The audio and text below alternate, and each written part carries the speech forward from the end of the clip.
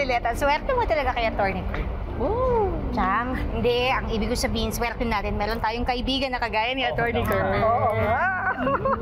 Saka, attorney, tatanong susundin ako ng mga ganyang photo. Baka naman, magka-size naman tayo Baka, di ba? Binilibre ka na nga, may hinihirit ka pang iba, may Magkasing katawan lang naman kami na Dayaan mo na.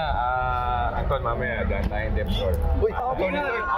sama ako Window shopping lang ako Sige. window shopping lang, sir. Pero hindi nga seryoso nga. Bakit nga kasi hindi nyo natutukanin talaga yung relasyon ninyo? O, diba? Atty. Kurt, lagi ka naman nakatambay sa bahay. Tapos sa trabaho, lagi naman kayong magkadikit. O, tutuhanin na natin yan. Chang, pag di pa po kayo tumigil, uuwi na lang tayo. Sabi ko nga, nagja-joke lang ako. Ikaw lang uuwi. Ayoko nga.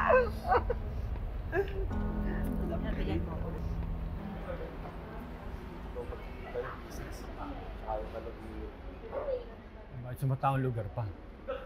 Ano yun? Binabandera na relasyon nila? Malay ko. Basta magmatsyag na lang tayo dito.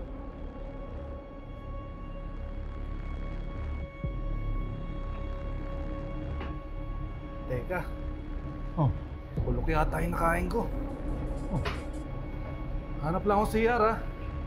Kaalis dyan Sige. Saan mo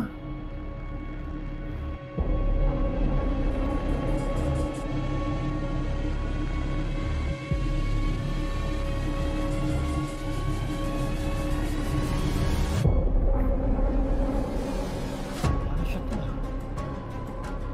Si Paco? Bahala niya na.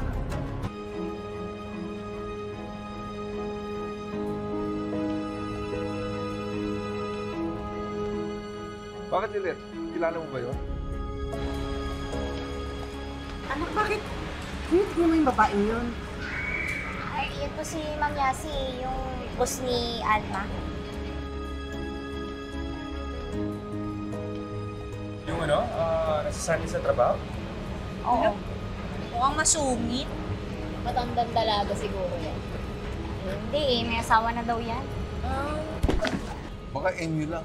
Doon kayo pangarara sa daan Uy, Sorry na Tsaka, Anton, ano ba yan? luwag-luwag dito, di ako pa sumisiksik. Ano ba problema mo? Pangarara sa daan Ano gusto mo? Anton! Titinang!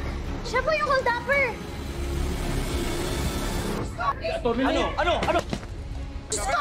Tumawag kayo ng police! Tumawag ng gwardiya! Dali mo! Ton! Tulungan natin si Kurt!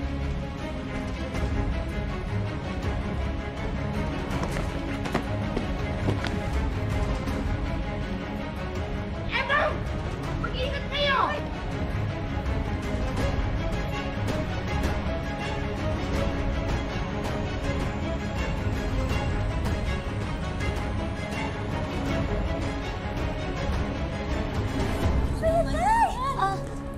Opo, dito po sa MGM Mall. Pakibilis na po baka makatakas pa itong hold-upper Sige po. Ano sabi ng mga polis? Papunta na daw po. Baka mamaya naman nabugin mo naman ng pasko yung mga yan sa tagal. Hindi po, sabi naman po papunta na sila Sundan na po natin. Baka mapano pa po sila, Chong. Sandali, anak. Baka mapahamak ka. Hindi lang baka wala pa po yung hold-upper. Ayun na lang. Bakit makabulin mo pa? Ano na lang po?